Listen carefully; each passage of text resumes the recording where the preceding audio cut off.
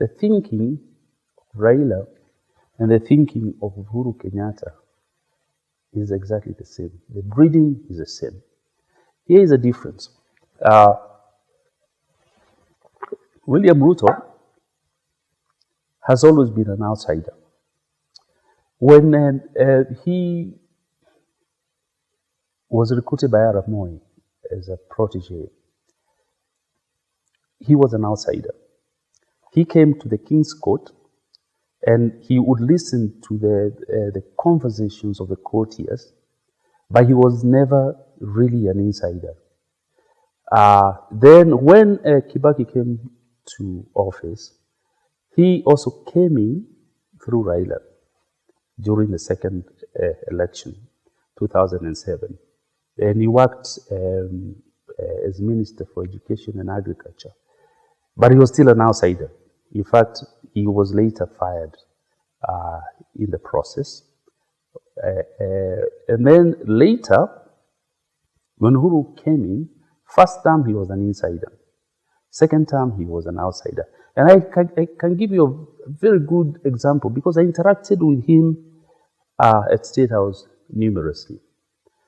One of the things that used to disturb me a lot was the fact that he used to use the same washroom as the rest of us, as deputy president.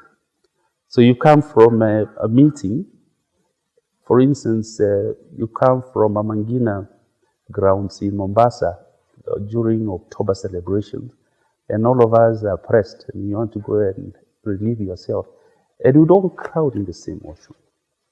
Whereas the rest, some few people had the privilege of using different facilities. Now, let me give you a good example. At State House itself, the Chief of Staff and the Head of Public Service has a washroom that is red carpeted with golden taps. I used to ask myself, why wouldn't Ruto be allowed to use at least that facility instead of coming to crowd with us in the urinal? But really, he is number two.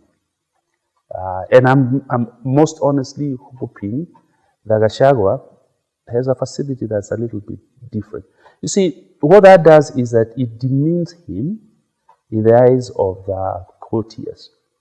But when you treat him a little bit differently, even the respect is different. I mean, by outsider, I mean really outsider, you know. And that's why I'm saying, and he was also an outsider not only by the way he was treated, but he was also an outsider because of his background.